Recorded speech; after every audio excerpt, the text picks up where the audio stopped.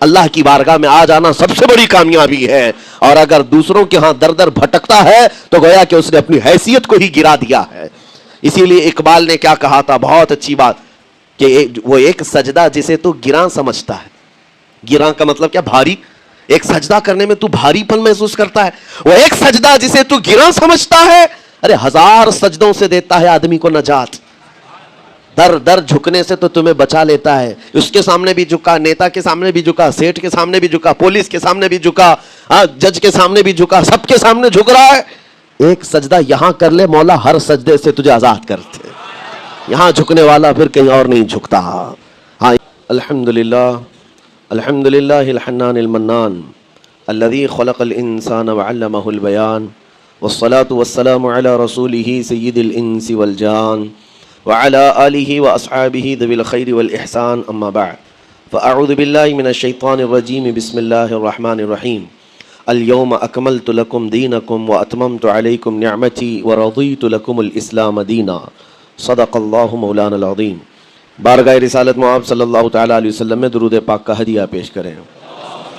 اللہم صلی علی سیدنا و مولانا محمد معدن الجود والکرم وآلہ واصحابہ الکرام وابنہ الکریم وبارک وسلم صلاۃ دائمۃ سرمدا ابدا۔ قرآن پاک میں ایک ایسی آیت ہے جس کے متعلق یہودی کہتے ہیں کہ اگر یہ آیت ہمارے دین میں داخل ہوئی ہوتی یا ہماری کتاب میں اتری ہوتی تو ہم اس کو عید کا دن منا لیتے۔ یہودی یہ کہتے ہیں اس آیت کا نزول اگر ہماری کتابوں میں ہوا ہوتا تو جس دن یہ آیت اتری اس دن کو ہم عید کا دن منا لیتے۔ وہ آیت کون سی ہے وہی میں نے آج آپ کے سامنے تلاوت کی ہے۔ اللہ فرماتا ہے، یہ حجۃ الوداع کے موقع پر حضور صلی اللہ تعالیٰ علیہ وسلم کا آخری حج تھا آپ کی ظاہری زندگی کا، اس دن یہ آیت نازل ہوئی تھی، اور حضور اکرم صلی اللہ تعالیٰ علیہ وسلم نے اپنا حج مکمل کر کے ارشاد بھی فرمایا تھا کہ آج کے بعد ہو سکتا ہے کہ میں اس جگہ پر تم سے دوبارہ ملاقات نہ کروں، اور وہ آخری حج کہا جاتا ہے، اور آخری خطبہ بھی حضور کا خطبۃ الوداع جس کو کہتے ہیں مشہور ہے۔ اس وقت یہ آیت اتری تھی۔ آیت کا معنی پہلے سن لیں، ترجمہ۔ رب تعالیٰ فرماتا ہے، الیوم اکملت لکم دینکم واتممت علیکم نعمتی، آج کے دن میں نے تمہارا دین مکمل کر دیا اور میری نعمتیں پوری اتار دیں، ورضیت لکم الاسلام دینا، اور تم کو اسلام دے کر میں راضی ہوا۔ یہ آیت ہے۔ کسی بھی دین کے بارے میں یہ دعویٰ نہیں ہے کہ وہ پورا کمپلیٹ ہے سوائے اسلام کے۔ پہلے جتنے دین آتے رہے، بعد میں اور اس میں شوشہ تھا کہ آخری نبی آنے والے ہیں، شریعت پھر بدلے گی۔ موسیٰ علیہ السلام کا زمانہ آیا، ان کی شریعت تھی، پھر اس کے بعد زمانہ تبدیل ہوا، عیسیٰ علیہ السلام کا دور آیا، شریعت بدلی ہے۔ عقیدہ نہیں بدلتا، شریعت یہ لا کو کہتے ہیں، قانون، قوانین بدلے جاتے رہے۔ آدم علیہ السلام کی شریعت میں الگ قوانین تھے، نوح علیہ السلام کی شریعت میں قانون الگ تھے، بدلتی گئی شریعتیں، لیکن آ کر سٹاپ ہو گئی حضور پاک صلی اللہ علیہ وسلم کے اس دین پر، اور پھر رب تعالیٰ نے فرمایا اب دین کمپلیٹ ہو گیا، اب شریعت نہیں بدلی جائے گی قیامت تک، اس میں رد و بدل نہیں ہوگا۔ جو حرام ہے وہ قیامت تک حرام رہے گا، جو حلال ہے وہ قیامت تک حلال رہے گا۔ اب کوئی دنیا میں نہیں آئے گا جو اس شریعت میں کوئی نیا حلال پیدا کرے، نیا حرام پیدا کرے۔ حضور اکرم صلی اللہ تعالیٰ علیہ وسلم کا یہ دین کمپلیٹ ہے، مکمل ہے۔ اب آپ سنیے، قرآن پاک نے جب یہ فرما دیا کہ دین مکمل ہو گیا، یہ وعدہ، یہ دعویٰ کسی اور دین میں نہیں ہے، صرف اور صرف اسلام میں ہے، کہ یہاں پیدا ہونے سے لے کر کے وفات تک کے مسئلے اللہ تعالیٰ نے تمہیں بیان کر دیے۔ وَلَا رَطْبٍ وَلَا يَابِسٍ إِلَّا فِي كِتَابٍ مُبِينٍ، کوئی خشکی کی چیز بھی نہیں ہے، کوئی تری کی چیز بھی نہیں ہے جس کو قرآن نے بیان نہ کیا ہو۔ رب تبارک و تعالیٰ نے ساری چیزیں بیان فرما دی، تمہاری شریعت کمپلیٹ ہے۔ آج تمہیں اپنی زندگی گزارنے کے لیے لا، قانون کسی ایرے غیرے کے پاس سے لینے کی ضرورت نہیں، اسلام ہر قانون تمہیں دیتا ہے، چاہے بچوں کے معاملات ہوں، چاہے جوانوں کے معاملات ہوں، شوہر بیوی کے حقوق ہوں، ماں باپ کے حقوق ہوں، استاد شاگرد کے معاملات ہوں، پڑوسیوں کے حقوق ہوں، تجارت کے، لین دین کے، نکاح کے، خلا کے، عدت کے، طلاق کے، سارے مسائل پورا کا پورا تفصیل کے ساتھ اسلام تمہیں دیتا ہے۔ اس طرح کا کوئی لا پوری دنیا میں نہیں ہے جس طرح اسلام کے پاس ہے۔ ظاہر سی بات ہے، جب اسلام کے پاس اتنا بڑا مکمل نظام ہوگا تب تو پھر یہ ٹارگٹ نمبر 1 پوری دنیا میں ہوگا ہی ہوگا۔ یوں ہی اسلام سے لوگ نہیں چڑھتے، یوں ہی اسلام سے نہیں نفرت کرتے۔ ظاہر سی بات ہے کہ حسینوں سے ہی حسد ہوتا ہے، کوڑھی سے کون حسد کرے گا؟ جس کو کوڑ کی بیماری ہو اس سے کوئی حسد نہیں کرتا. ایک حسین دوسرے حسین سے بھی نفرت کرتا ہے, حسد کرتا ہے. یا کم صورت والا اچھی صورت والے سے حسد فطری طور پر کرتا ہے. اسی لیے محاورہ کہا گیا ہے کہ حسینوں سے حسد ہوتا ہے. تو اسلام میں جو حسن ہے تو جتنے جلنے والے ہیں اتنے زیادہ حسد کرنے والے پیدا ہوتے ہی رہیں گے. اب آپ کے لیے یہ فخر کی بات ہے کہ دنیا جسے ٹارگٹ نمبر 1 کہتی ہے, جس سے چڑھتی ہے اور جلتی ہے, الحمدللہ رب تبارک و تعالیٰ نے وہ دین ہمیں عطا فرمایا. وہ اس لیے نہیں ہے کہ لوگوں کے چڑھنے کی وجہ سے میں فخر کر رہا ہوں, اس لیے کہ میرے دین کے علاوہ کوئی دین ایسا نہیں جو یہ دعویٰ کر سکے کہ ہم کمپلیٹ لا رکھتے ہیں. صرف اور صرف اسلام کے پاس ہے. میں یہاں کھڑے ہو کر کے یہ صرف الفاظ کی پھیکم پھاک نہیں کر رہا ہوں, چیلنج ہے یہ. پوری دنیا کے کسی بھی ریلیجن کے پاس وہ سارے مسائل نہیں مل پائیں گے جو دین اسلام کے پاس موجود ہیں. دین اسلام کے لیے اگر آپ کو میں بتا دوں کہ اس کا جو فقہ کا نظام ہے, مسئلے مسائل, جس کو اگر آپ پڑھنے کی کوشش بھی کریں زندگیاں بیت جائیں. صرف اور صرف ایک چیپٹر پر کتابیں لکھی ہوئی ہیں. صرف نکاح کے مسئلے کتابیں پوری ہیں, صرف طلاق کے مسئلے پوری کتابیں موجود ہیں. اتنا وستار کے ساتھ, اتنا تفصیل کے ساتھ کوئی دین نہیں پیش کرتا, صرف اور صرف اسلام ہے. یہ باتیں میں آپ کے سامنے کیوں رکھ رہا ہوں میرے عزیز ہو, تاکہ تمہیں یہ احساس ہو کہ اللہ نے کون سی نعمت تمہیں دی ہے. اسی آیت میں رب تعالیٰ فرماتا ہے وَأَتْمَمْتُ عَلَيْكُمْ نِعْمَتِي, میں نے اپنی پوری نعمت تمہیں دے دیا ہے. پوری نعمت تمہیں دے دیا. احساس کرو کہ اسلام سے بڑھ کر نعمت کیا ملتی تمہیں, اسلام سے بڑھ کر کے کیا نعمت ہے جس میں رب تبارک و تعالیٰ نے تمہیں اخلاق و کردار دیے ہیں, تعلیم کے لیے سارے. آپ کو ابھی اس زمانے میں پروپیگنڈے کے شکار ہو گئے کہ ہم جاہل قوم سے وابستہ ہیں, ہمارے ہاں جہالت زیادہ ہے, ہمارے ہاں بد کرداری زیادہ ہے. یہ عوام کو دیکھ کر کے لوگوں نے پروپیگنڈا بنایا, ورنہ تو ان کی حالت یہ تھی 18ویں صدی تک یورپ والوں کو روڈ بنانے کا طریقہ بھی نہیں معلوم تھا, اسلام نے سکھایا ہے. ان کو پارلیمنٹ میں بیٹھنے کا قانون نہیں معلوم تھا, اسلام نے قانون عطا کیے ہیں. ان کو عدالت چلانے کے معاملے معلوم نہیں تھے, اسلام نے پوری کتابیں پیش کی ہیں. اٹلی اور ڈنمارک جو آج یورپ کی کنٹریز میں شامل ہوتے ہیں, یہاں کے بادشاہوں کے بچے اسلامی علماء کے پاس اندلس میں پڑھنے کے لیے جاتے تھے, عیسائیوں کے, دوسروں کے, انگریزوں کے بچے. اور جب پڑھ کر کے آتے تھے اٹلی اور ڈنمارک میں واپس, تو پورے لوگ ان کو دیکھنے کے لیے بھیڑ لگاتے کہ یہ علماء اسلام سے پڑھ کر کے آ رہے ہیں. دنیا کو قلم پکڑنا سکھایا ہے اسلام نے. آپ کو ابھی میں اس موضوع پر نہیں بات کر رہا ہوں جو اسلام نے پوری دنیا کو دیا ہے. آج یہ جو گھڑی دیکھتے ہیں نا ہر جگہ پوری دنیا کا ٹائم, سب سے پہلے مسلم علماء نے اس کو ایجاد کیا ہے. دنیا کو ٹائم دیکھنے کا طریقہ اسلام نے سکھایا ہے. آپ کو ایک دو نہیں, آج پوری دنیا میں میڈیکل سرجری جو بھی ہوتی ہے, آپ کو پتہ ہے چیر پھاڑ کرنا ہر جگہ ضروری ہو گیا ہے. آپریشن تھیٹر, ساری دنیا جو سرجری کرتی ہے اس کے بیسک قانون بو علی سینا اسلامی عالم کے لکھے ہوئے ہیں. آج بھی امریکہ کی یونیورسٹی میں یہ کتاب داخل ہے, کیلیفورنیا میں. اس اسلامی علماء نے جو پوری دنیا کو دیا ہے وہ ایک الگ ٹاپک ہے. وہ اس کی ترقی اور عروج کا وقت تھا. اسپین میں کیمسٹری میں سب سے پہلے ایجاد کرنے والے علماء موجود ہیں, جابر بن حیان ہیں, جو الجبرا پوری دنیا کو دیا ہے. آج ہر یونیورسٹی, ہر کالج میں الجبرا کا سبجیکٹ ہوتا ہے. کس نے لکھا ہے؟ دنیا کو چلنے کا سلیقہ اسلام نے سکھایا ہے, بولنے کا طریقہ اسلام نے سکھایا ہے. سیاست کے معاملات آپ کو پتہ ہے, پہلے کے دور کی سیاست یہ تھی جو بادشاہ بن گیا اس کا راج ہے, اس کا قانون ہے. اور رات کو خواب میں کوئی چیز دیکھے تو صبح قانون بنا دے گا. بادشاہوں کا مزاج ہے, خواب میں کوئی چیز نظر آ گئی صبح وہ قانون بن گئی. تو یہ تو سلسلہ چلتا تھا پوری دنیا میں. اور آج بھی دنیا اس بات کی قرضدار ہے کہ حقیقت میں سیاست کسی نے سکھائی ہے تو وہ عمر ابن خطاب کی سیاست ہے, صدیق اکبر کی سیاست ہے. خلفائے راشدین نے جو حکومت اور سیادت کر کے دنیا کو دکھایا ہے اس کی مثال کوئی پیش نہیں کر سکتا. اسی لیے ہمارے اس دیش کے, جانتے ہیں جن کو موہن داس کرم چند گاندھی کہا جاتا ہے, گاندھی جی کو آج سارے لوگ یاد کرتے ہیں.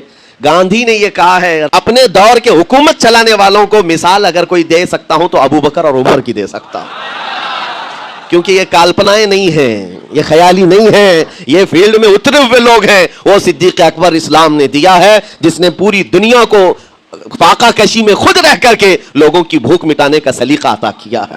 اس عمر ابن خطاب کو اسلام نے دنیا میں پیش کیا ہے جس عمر فاروق کا حال یہ ہے پورا مدینہ رات کو سوتا ہے اور یہ خلیفہ وقت گلیوں میں گشت کر رہا ہوتا ہے کہ کوئی بھوکا نہ سو رہا ہو. آپ کو پتا ہے وہ عمر ابن خطاب رات کے وقت گزرتے ہوئے ایک گھر کے قریب سے جا رہے ہیں تو دیکھا ایک مرد باہر بیٹھا ہوا ہے, اندر سے رونے کی آواز آ رہی ہے. اس کے مرد سے پوچھا آپ نے, وہ نہیں پہچانتا تھا, آپ کبھی حجاب ڈالتے کبھی پردہ ڈالتے اور رات کو گلیوں میں مدینے کے گشت کر رہے ہوتے. اس مرد سے پوچھا کیا معاملہ ہے؟ کہا کہ میری بیوی کے بچے کی ولادت کا وقت قریب آ گیا ہے, درد ذہ میں مبتلا ہے اور گھر میں کوئی نہیں ہے, تکلیف ہے. جانتے ہو حضرت عمر فاروق رضی اللہ تعالیٰ عنہ اپنے گھر سے اپنی بیوی کو, اپنی بیٹی کو, اپنی بہو کو بلوایا اور کہا جاؤ یہاں پر گھر میں بچے کی ولادت ہونے والی ہے, اس کی تیمارداری کر. صبح تک خلیفۃ المسلمین کے گھر کی عورتیں ایک غریب کے گھر کی عورت کی تیمارداری کر رہی ہیں. جب بچے کے ولادت کی آواز آئی, سب سے پہلے مبارکبادی دینے والے عمر ابن خطاب ہیں. اس سے کہتے بھائی تمہیں مبارک ہو, اللہ نے بیٹا عطا فرمایا. وہ خوش و خرم ہے کہ میرا کوئی رشتہ دار نہیں ہے, اجنبی رات کو آیا ہے اور مجھے مبارکبادی بھی دیا, میرے گھر کے سارے کام کاج بھی اٹھا لیا اور اپنی پیٹھ پر گھر سے بوریا لا کر کے آٹے اور راشن کا اس گھر میں پہنچایا اور کہا خوش و خرم رہو, اللہ نے تمہارے گھر میں برکت دی ہے. صبح اٹھ کر کے وہ لوگوں کو بتا رہا ہے اللہ نے رات کو ایک عجیب فرشتہ بھیجا, میرے گھر میں اکیلی عورت تھی, درد ذہ میں مبتلا تھی, 3 عورتیں بھی آئی اور ایک مرد بھی آیا, رات بھر میرے ساتھ بیٹھا رہا, مجھے کھلایا پلایا بھی, میرے گھر کی تیمارداری بھی کر کے گیا. لوگوں نے کہا جانتے ہو کون تھا وہ؟ عمر ابن خطاب امیر المومنین تھے. دنیا کو یہ سیاست کا سلیقہ دینے والا اسلام کا وہ عظیم سپہ سالار ہے. آج بھی آپ کو میں بتاؤں اٹلی میں اور ڈنمارک میں اور کچھ کنٹریز میں ایک دن منانے کا پرستاؤ پیش کیا جا رہا ہے. یہ نہیں کہہ رہا ریچرڈ کا یا ریمونڈ کا, کوئی جو بڑے بڑے ان کے سپہ سالار ہیں ان کا ایک دن منایا جائے گا جن کو مطلب کوئی بہت بڑا نوبل پرائز ملا ہو. میں یورپین کنٹریز کی بات کر رہا ہوں جہاں وہ اپنے بادشاہوں کے پیدائش کا دن یا ان کے کسی اینیورسری کو منانے کا پرستاؤ نہیں پیش کر رہے ہیں, بلکہ یورپ کی یہ 2 کنٹریاں ہیں جو یہ پرستاؤ پیش کر رہی ہیں کہ سال میں ایک دن ایسا منایا جائے جس کا نام صلاح الدین ایوبی ڈے ہونا چاہیے. یہ ہم نہیں کہہ رہے ہیں, دنیا آج بھی اس بات کو تسلیم کرتی ہے, صلاح الدین جیسا جرنیل دیکھا نہیں ہے. عزیزان گرامی وقار, یہ چند مثالیں میں آپ کے سامنے رکھا اور اس کے بعد پھر میں تمہیں جھنجھوڑ کر پوچھتا ہوں, اپنے دل پر ہاتھ رکھ کر کے بتاؤ اسلام سے اچھا کوئی راستہ ہے؟ قرآن یہی کہتا ہے وَمَن يَبْتَغِ غَيْرَ الْإِسْلَامِ دِينًا فَلَن يُقْبَلَ مِنْهُ, جو اسلام کے علاوہ دوسرا راستہ لے کر کے آئے گا قیامت کے دن اس کا کوئی قبول نہیں کیا جائے گا, نہیں قبول کیا جائے گا, بلکہ وہ سب سے بڑے گھاٹے میں ہوگا. آخرت کے دن خسارہ اٹھانے والوں میں ہوگا. آج تمہارے پاس وہ عقل سلیم اللہ تعالیٰ نے دیا, جس کو تھوڑی بہت شدھ بدھ ہونا, عقل کا استعمال کرتا ہو, وہ بھی اسلام کے متعلق سوچے گا کہ میرے دین میں اتنی اچھائیاں ہیں, آج تک رب تعالیٰ نے مجھے یہ پیشانی کسی کے سامنے جھکنے نہیں دیا. کہیں جھکاتے ہو؟ ارے کھانا کھاتے ہیں, کھانا تو روزانہ ضروری ہے, اور رزق کے معاملے میں تو لوگ ایسے, دنیا کہتی ہے پیٹ پوجا, ہم پیٹ پوجا نہیں کہتے. کھانے کے لیے بعض لوگ کہتے ہیں نا پہلے پیٹ پوجا ہو جائے, پوجا کا لفظ ہی ہم استعمال نہیں کرتے.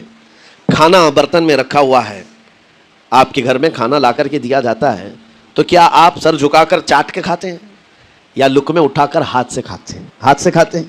باقی جانوروں کو دیکھو, بکری کھاتی ہے منہ جھکا کر کھاتی ہے, بیل بھینس وغیرہ سب سر جھکا کر کے کھاتے ہیں, رزق کو چاٹ کے کھاتے ہیں, ان کا سر جھک جاتا ہے. لیکن تمہارے سر کو رب نے اتنا محترم رکھا کہ روز جو تمہیں رزق کی ضرورت ہے اس کے سامنے بھی مت جھکاؤ. سر جھکانا ہے تو رزق کے سامنے نہیں, رزاق کے سامنے جھکایا جائے. تمہاری پیشانی کو محترم رکھا گیا ہے کہ تم جھکو گے تو کس کے سامنے؟ صرف رزاق جو ہمارا پالن ہار حقیقی ہے. اور حد تو یہ ہے میرے عزیزو, یہ دنیا کی واحد قوم ہے, یہ واحد مذہب ایسا ہے, یہودی ہوں, عیسائی ہوں, ہندو ہوں, کوئی بھی ریلیجن آپ لے کر کے آئیں, جس کو وہ بہت زیادہ مانتے ہیں یا جس کو گاڈ کہتے ہیں یا جس کو بھگوان کہتے ہیں, ان کی صورت بھی ہوگی, مورت بھی ہوگی, اور سامنے دیکھتے ہیں اور جھکتے ہیں, عبادت کرتے ہیں. لیکن تنہا مسلمان ایسے ہیں, کروڑوں مسجدیں ہوں گی, کہیں خدا کی کوئی تصویر دیکھا ہے؟ کہیں مسجدوں میں خدا کا کوئی مورت یا صورت بنائی ہوئی دیکھا ہے؟ نہیں ہے. یہ واحد قوم ہے جو بن دیکھے مولا کی بارگاہ میں سجدے میں جھک جاتی ہے.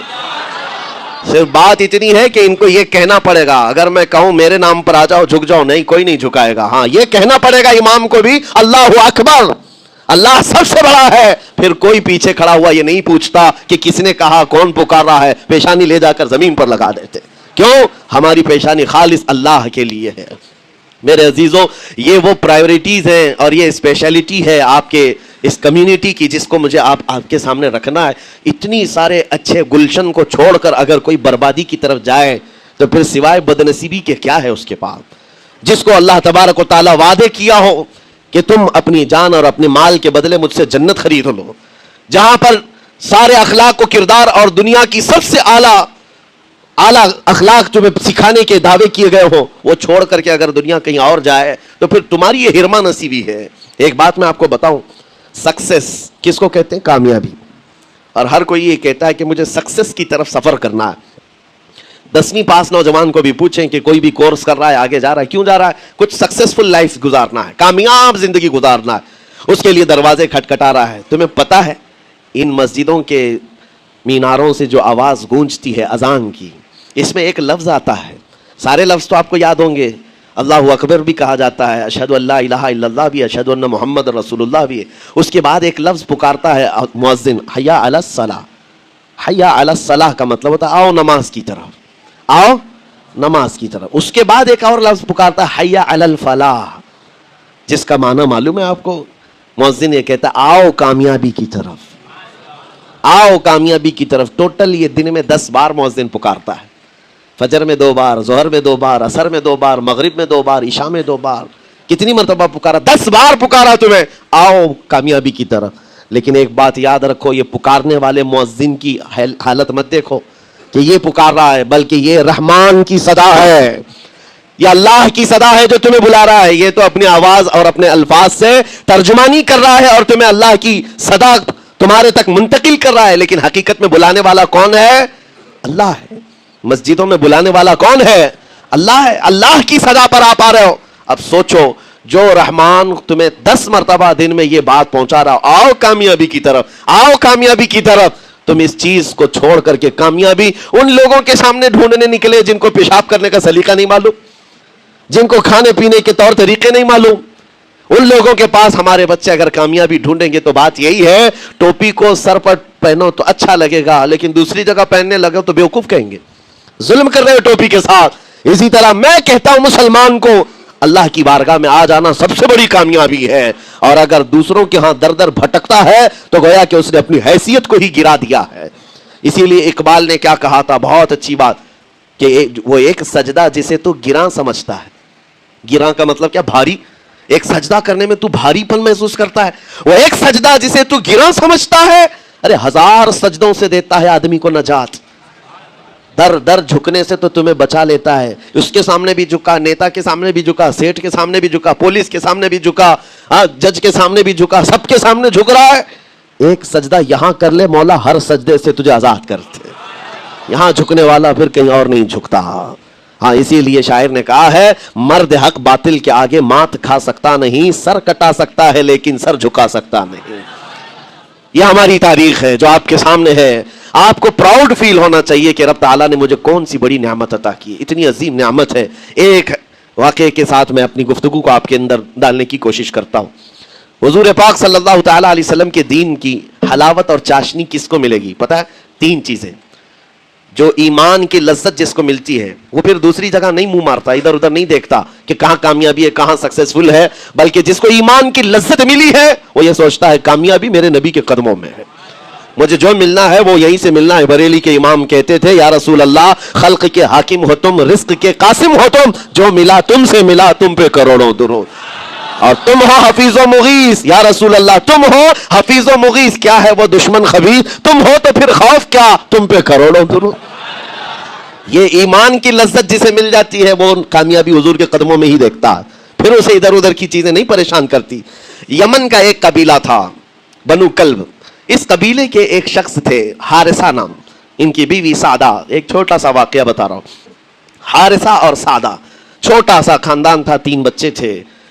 حارثہ کے بیٹوں میں ایک بیٹے کا نام ہے زید. نام یاد رکھیں, بہت امپورٹنٹ نام میں ذکر کر رہا ہوں. ایک ہی نام ایسا ہے جو قرآن میں آیا ہوا ہے, وہ زید. یہ حارثہ کے بیٹے زید ہے, بیوی سعدہ ہے. یہ حارثہ اور سعدہ 3 بچوں کے ماں باپ تھے, ہنسی خوشی زندگی گزار رہے تھے. سعدہ ایک دن اپنے بچوں کو لے کر اپنے مائکے جا رہی تھی. راستے میں ڈاکوؤں کا حملہ ہو گیا, مال سب چھین لیا قافلے کا, اور اتفاق ایسا کہ یہ 8 سال کے جو زید تھے ان کو بھی ڈاکوؤں نے چھین لیا. ایک ماں سے اس کا 8 سالہ بڑا بیٹا چھین لیا جائے تو ماں کی کیفیت کیا ہوتی. اس قدر درد میں تھی ماں. جان تو بچ گئی, 2 بچے بھی بچ گئے, لیکن بڑا بیٹا میرے ہاتھ سے چلا گیا. مارے مارے صحراؤں میں گھومتی تھی, پکارتی تھی میرا زید میرا زید میرا زید میرا زید. ڈاکوؤں نے زید کو کیا کیا، عکاظ کا ایک میلہ لگتا تھا، اس وقت یہ غلامی کا دور تھا، لوگ انسانوں کو پکڑتے اور بیچ دیتے تھے، وہاں لا کر کے انہوں نے زید کو بیچ دیا، غلام کی حیثیت سے بیچ دیا۔ آگے میں بتاتا ہوں، یہاں سادہ کا حال بے حال تھا، واپس گھر آئی تو باپ اپنے شوہر سے کہا، اور شوہر کا حال تو ایسا تھا کہ وہ زید کو اپنے آنکھوں کا نور، اپنے آنکھوں کا سرور سمجھتا، اور اس قدر پیار و محبت والا باپ مارے مارے گھومتا رہا گلیوں میں، اور ان کا لکھا ہوا ایک اشعار کا منظوم ترانہ ہے جو اپنے بیٹے کی جدائی میں لکھا، اپنے تو اپنے دشمن بھی وہ ترانہ سنتے تو رو پڑتے تھے۔ ایک باپ کا درد اپنے بیٹے کی جدائی میں، بہت روتے تھے، بہت، ماں بھی دن رات روتی، باپ بھی پہاڑوں پر چڑھ جاتے اور وہاں سے صدا لگاتے، اے آسمان اگر تو نے زید کو دیکھا ہے تو میرے حوالے کر دے، زمین کے چپے کہیں اگر زید میرا زندہ ہے تو مجھے وہاں تک لے چل، یہ اشعار میں گنگناتے تھے، روتے تھے۔ اور زید کا کیا ہوا، عکاظ کے میلے میں بیچ دیا گیا۔ خریدا کون؟ حکیم بن حزام، جو حضرت خدیجہ رضی اللہ تعالیٰ عنہ کے بھائی لگتے تھے، یہ لے کر کے آئے، اور حضرت خدیجہ رضی اللہ تعالیٰ عنہ اس وقت مکہ میں اور حضور پاک صلی اللہ علیہ وسلم کے نکاح میں، تو حضرت خدیجہ کے پاس یہ زید آ گیا، بھائی نے گفٹ کے طور پر دے دیا۔ حضرت خدیجہ کے گھر میں یہ زید جب آئے، اس وقت ان کی عمر یعنی 10-12 سال کے آس پاس رہی ہوگی، اور یہ ایسا لڑکا جو چھوٹی سی عمر کا، ادب اتنا تھا کہ ہر ایک کا ادب کرتا، بڑے اچھے خاندان سے تعلق رکھنے والا۔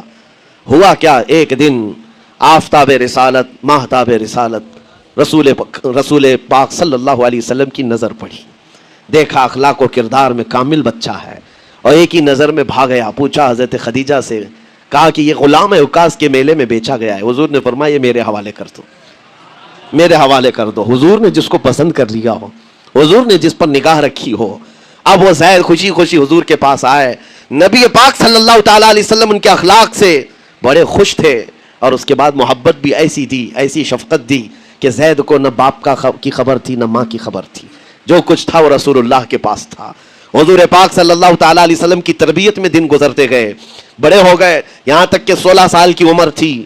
ایک دن حج کے موسم میں یمن کا بنو کلب خاندان آیا ہوا تھا، اور وہاں حج کے دوران وہ لوگ زید کے باپ حارثہ کے لکھے ہوئے اشعار پڑھ رہے تھے اور لوگوں کو رلا رہے تھے۔ ایک ہمارے قبیلے میں باپ ہے جو بچھڑے ہوئے بچے کی یاد میں روز روتا ہے، اس کے اشعار تو سنو۔ لوگ سن کر کے رو رہے تھے، یمن کا کوئی ایسا باپ ہے جو یوسف گم گشتہ کی خبر میں رویا کرتا ہے۔ یہ لوگوں کی بھیڑ لگی تھی، اسی کے سامنے سے زید کا گزر بھی ہو رہا تھا۔ بنو کلب کے لوگوں نے زید کو دیکھا، پہچان لیا، یہی تو وہ بچہ ہے جس کی یاد میں اس کا باپ روتا ہے، اور اس کو بلایا اور کہا تیرا نام؟ کہا زید۔ باپ کا نام حارثہ، کہا یہی تو ہے جس کے غم میں پورے اشعار پڑے جا رہے یمن میں۔ زید سے کہا تجھے پتا ہے تیرے باپ کا رو رو کر کے کیا حال ہو گیا؟ تیری ماں صحراؤں میں آواز دیتی ہے، پہاڑوں پر چڑھ جاتی ہے۔ ایک بچے کے لیے اس کے ماں باپ کی جدائی بتا دینا کتنی بڑی بات تھی۔ میرے عزیزوں، سالوں کی یہ گم گشتہ خبر پھر سے واپس مل گئی ہے۔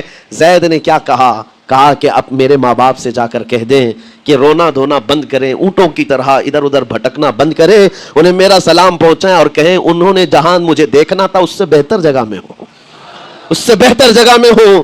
یہ بنو کلب خاندان گیا یمن، جا کر کے باپ سے کہا، حارثہ سے اور سادہ سے، خبر تمہارے لیے اچھی لائے، تمہارا گم ہوا بیٹا جو پچھلے 10-12 سالوں سے تمہیں نہیں مل رہا تھا، وہ حرم کعبہ کے پاس ہمیں نظر آیا ہے، غلام بنا کر لوگوں نے بیچا ہے اسے، لیکن وہ ایک ایسے حسین و جمیل کی غلامی میں ہے، ایک ایسے حسن والے کی غلامی میں ہے کہ زید وہاں سے ہٹنا نہیں چاہتا۔ باپ نے کہا میرے کلیجے سے پوچھو مجھ پر گزرتی کیا ہے، اس کی ماں سے پوچھو، ایک نظر دیکھ لے گا وہ واپس ہماری جھولی میں آ جائے گا۔ دوڑتے دوڑتے یمن سے گھنٹوں یعنی جو مہینوں کا سفر تھا دنوں میں طے کر کے پہنچے، مکہ آئے۔ جیسی آئے تو رسول پاک صلی اللہ علیہ وسلم کو ڈھونڈا، حضور پاک مل گئے تو دھاڑے مار مار کر باپ رونے لگا اور کہا کہ اے محمد صلی اللہ علیہ وسلم، ہم نے آپ کے متعلق سنا ہے یتیموں کے والی ہیں، آپ کا دل بہت بڑا ہے، مجھ باپ کے اوپر رحم کیجیے، برسوں سے اپنے بچے کے لیے ترس رہا ہے، میں اور میری بیوی تڑپتے ہیں، صحراؤں میں آواز دیتے ہیں۔ حضور نے پوچھا ہوا کیا ہے تمہارے ساتھ؟ کہا ہمارا بیٹا گم ہو گیا تھا، برسوں ہو گئے تھے، لیکن سنا ہے وہ یہاں رہتا ہے۔ حضور نے پوچھا کیا نام ہے اس کا؟ کہا زید اس کا نام ہے، میرا نام حارثہ ہے۔ حضور پاک صلی اللہ علیہ وسلم کے محبوب زید کے بارے میں پوچھ لیا، حضور جس سے خود محبت کرتے ہو، حضور جس سے محبت کرتے ہو، باپ نے پوچھ لیا۔ हुजूर ने फरमाया कि ठीक है, मैं एक बाप के कलेजे से उसके बेटे को अलग नहीं कर सकता, माँ से उसके बेटे को जुदा नहीं कर सकता, लेकिन बात इतनी है कि जैद को बुलाया जाए, फैसला उसके हाथ में है, फैसला उसके हाथ में है। मैं जैद को बुलाता हूँ। गुलाम थे उस वक्त, हजरत जैद को बुलाया गया और उस वक्त भरी जवानी वाला जैद है। जैसी ही आए पहली नजर बाप को देखा, माँ को देखा, माँ बाप तो चीख पड़े, हमारा जैद मिल गया, हमारा जैद मिल गया। लेकिन कमाल की बात मैं देखता हूं, ऐसी दीवानगी पूरी दुनिया में नहीं है। जैद ने देखा अपने माँ और बाप को, लेकिन उसी वक्त अपनी आंखें झुका ली और हुजूर की तरफ कर लिया। कहा ना, इधर पहले हुजूर पाक सल्लल्लाहु अलैहि वसल्लम की तरफ। हुजूर ने देखा कि जैद माँ बाप की तरफ देख नहीं रहे हो, जो रो रो करके बुरा हाल कर चुके हो। हुजूर ने जैद से कहा, पहचानते हो? कहा हाँ हुजूर, ये मेरे बाप हैं और ये मेरी माँ है, ये मेरे चचा है। हुजूर ने फरमाया, फिर मिलते क्यों नहीं हो? कहा सरकार अगर इजाजत हो तो मिलूंगा, बरसों का बिछड़ा हुआ जवान है, आप इजाजत दो तो मैं मिलूंगा। नबी पाक सल्लल्लाहु अलैहि वसल्लम ने फरमाया, जाओ तुम्हें इजाजत है। जैसे ही गए, उस मंजर को जो बयान किया गया है मेरे अजीजों, हम पढ़ते हैं तो आंखें भीग जाती हैं। माँ लिपट करके अपने बच्चे को हर जगह चूम रही हो, बाप सीने से लगा करके धाड़े मारकर रो रहा हो, पहले तो गश खाकर गिर गया था, फिर इफाका हुआ, ये दर्दनाक मंजर था। उसके बाद जैद बिन हारिसा को क्यों ना तकलीफ हो, गम क्यों ना हो, माँ बाप बिछड़े हुए इतने सालों के बाद देखने को मिले, दिल पर क्या बीत रही होगी। मेरी माँ वही जो मुझे खुशकियों में पाला करती, तरियों में पाला करती, मेरा बाप वही जो खून पसीने की कमाई से मुझे खिलाया था, आज आ गया है। हुजूर पाक सल्लल्लाहु अलैहि वसल्लम ने कहा, जैद ये जो जज्बाती मंजर है इसको खत्म करके अब ऐलान कर दो कि तुम्हारी माँ आई है तुम्हें यमन से लेने के लिए, तुम्हारा बाप आया है, तुम्हारा चचा आया है तुम्हें यमन से लेने के लिए, मैंने फैसला तुम्हारे हवाले कर दिया है, मैं अपने गुलामी से तुमको आजाद कर देता हूं। तुम बगैर कोई फिदिया लिए हुए, बगैर कोई पैसा लिए हुए, उस वक्त अपने गुलाम को कोई छोड़ता नहीं था, लेकिन तुम्हारी माँ का दर्द देखा नहीं जा रहा, मैं आजाद कर दूंगा बगैर किसी फिदिया के, तू अपनी माँ और अपने बाप के पास जा सकता है। इतना हुजूर का फरमान। आजाद कर देना मक्का में आसान नहीं था, बेटे को आजाद किया हुजूर पाक सल्लल्लाहु अलैहि वसल्लम ने। तब जानते हो वो कमाल का बेटा है ज़ैद बिन हारिसा। उसी वक्त अपनी माँ को देखते हैं, बाप को देखते हैं, चचा को देखते हैं, और उसके बाद मक्का वाले ये मंजर देखने के लिए जमा थे। मुखातिब होकर के कहते हैं, सारे मक्का वालों गवाह हो जाओ, मैं अपनी जिंदगी हुजूर मोहम्मद मुस्तफा के लिए वक्फ कर दिया है, मैंने मोहम्मद अरबी सल्लल्लाहु अलैहि वसल्लम के लिए जिंदगी वक्फ कर दी है। न मुझे यमन जाना है, न मुझे बनु कल्ब जाना है। माँ और बाप देखते रह गए। बाप ने पूछा, ज़ैद आजाद किया गया है और आजादी की जिंदगी को छोड़कर तू गुलामी की जिंदगी को कबूल कर रहा है? ज़ैद बिन हारिसा ने उस वक्त तारीखी जुमला कहा था, कहा बाबा आपने जितनी शफकत की होगी, या 1000 माँ बाप मिलकर अपने बेटों पर जितनी शफकत नहीं किए होंगे, उससे ज्यादा शफकत मोहम्मद रसूलुल्लाह ने किया है। मैं 1000 आजादियों पर इस एक गुलामी को, मैं 1000 आजादियों को कुर्बान करता हूं इस एक गुलामी पर, मेरे लिए जिंदगी भर ये गुलामी काफी है। इतना कहा था मेरे आका सल्लल्लाहु अलैहि वसल्लम ने अपने बाहों को फैला दिया, सीने से लगाया और ज़ैद बिन हारिसा को लेकर खाने काबा के पास आए। मेरे अजीजों, उनका हाल भी ऐसा है कि अगर कोई टूट कर चाहता है तो ये नहीं है कि तू चाह रहा है, बल्कि उनका हाल ये है, इतना दिया सरकार ने मुझको जितनी मेरी औकात नहीं, ये तो उनका करम है, वरना मुझ में तो ऐसी बात नहीं। आता है फकीरों पे उन्हें प्यार कुछ ऐसा, खुद भीख दे और खुद कहे मंगते का भला हो। हुजूर अकरम सल्लल्लाहु अलैहि वसल्लम ज़ैद बिन हारिसा को पकड़ते हैं, खाने काबा के पास ले आते हैं। हुजूम जमा था, मक्का वाले सब खड़े थे। तब नबी पाक सल्लल्लाहु अलैहि वसल्लम ऐलान करके कहते हैं, ऐ मक्का वालों सुन लो, आज से ज़ैद को मैंने आजाद किया है, और सिर्फ आजाद नहीं, आज से ये मेरा वारिस है और मैं इसका वारिस हूं, ये मेरा बेटा है। हुजूर ने तन्हा एक ही साहबी के लिए कहा, ये मेरा बेटा है। और उसके बाद ज़ैद बिन हारिसा को लोग जो मक्का में पुकारते थे, ज़ैद बिन मोहम्मद कहते थे। मोहम्मद का बेटा ज़ैद, रसूल पाक सल्लल्लाहु अलैहि वसल्लम के बेटा होने का शरफ पाया है। मेरे अजीजों, ये जिन्होंने हुजूर सल्लल्लाहु तआला अलैहि वसल्लम के दरबार का एक बार मजा चख लिया, तो वो फिर यूं ही कहता है, फिर के गली गली तबाह, ठोकरें सबकी खाई क्यों, दिल को जो अक्ल दे खुदा तेरी गली से जाए क्यों।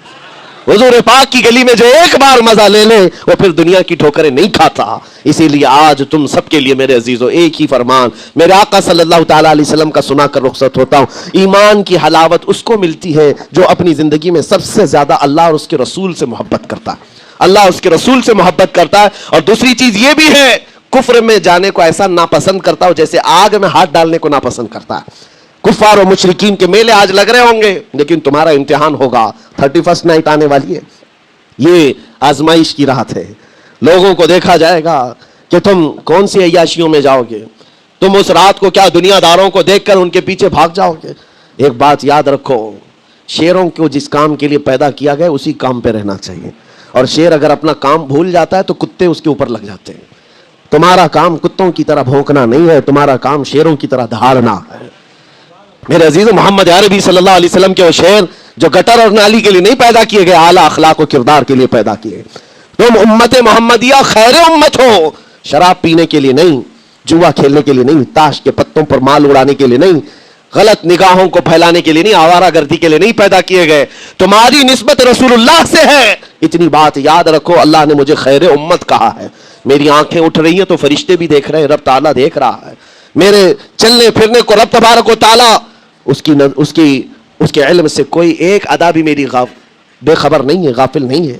اس لیے عزیزان گرامی وقار، تمہارے اس آنے والے نئے سال کی کیسے آپ اوپننگ کرتے ہو، کیسے اس کی ابتدا کرتے ہو، یہ تمہارے ہاتھ میں ہے۔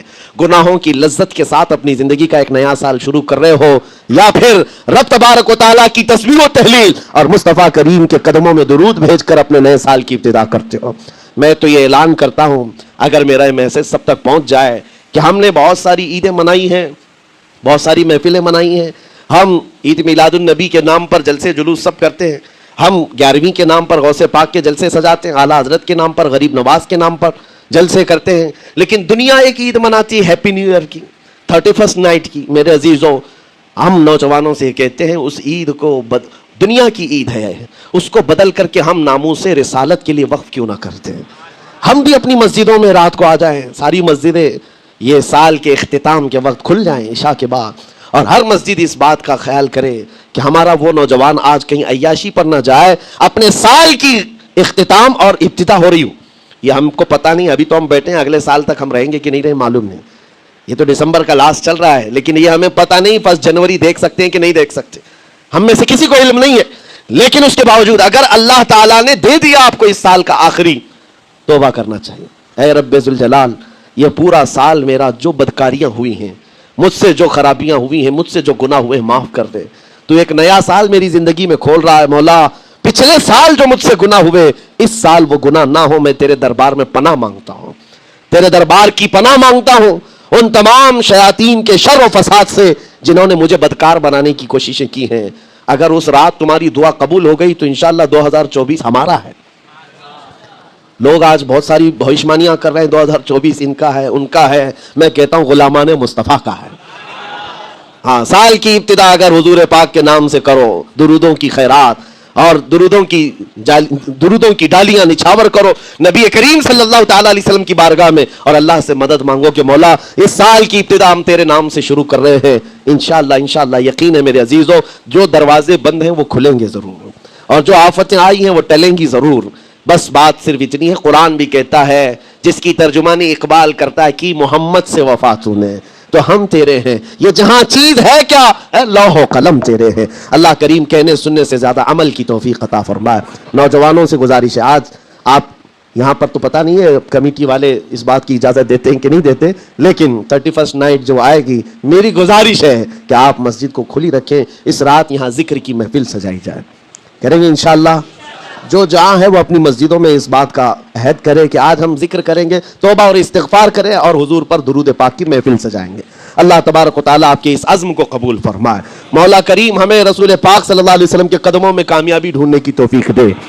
مولا کریم بس اتنی دعا ہے کہ ہماری زندگی جب تک رہے تیرے نبی کے وفاداروں میں شمار فرما، اور بارگاہ مصطفیٰ میں یہ عریضہ ہے، یا رسول اللہ تیرے ٹکڑوں پہ پلے غیر کی ٹھوکر پہ نہ ڈال، جھڑکیاں کھائیں کہاں چھوڑ کے صدقہ تیرا، تو جو چاہے تو میل میرے دل کے دھلے، کہ خدا دل نہیں کرتا کبھی میلا تیرا، گندے نکمے کمی مہنگے ہیں کوڑی کے تین، کون ہمیں پالتا تم پہ کروڑوں درود، بے ہنر و بے تمیز کس کو ہوئے ہیں عزیز، ایک تمہارے سوا تم پہ کروڑوں درود، تم ہو عفو و غفور، تم ہو عفو و غفور، بخش دو جرم و خطا تم پہ کروڑوں درود، کر کے تمہارے گناہ مانگے تمہاری پناہ، تم کہو دامن میں آ تم پہ کروڑوں درود۔ یا رسول اللہ دل بے چین ہے، بے قرار ہے، گناہ جب زیادہ ہوتے ہیں تو دلوں میں گھبراہٹ زیادہ ہوتی ہے، اور ان دلوں کی گھبراہٹ کا علاج ڈاکٹروں کی گولیوں اور انجیکشن سے نہیں ہے، ان دلوں کا قرار صرف اتنا ہے، یا رسول اللہ دل کرو ٹھنڈا میرا۔ وہ کفے پا چاند سا سینے پہ رکھ دو ذرا تم پہ کروڑوں درہم.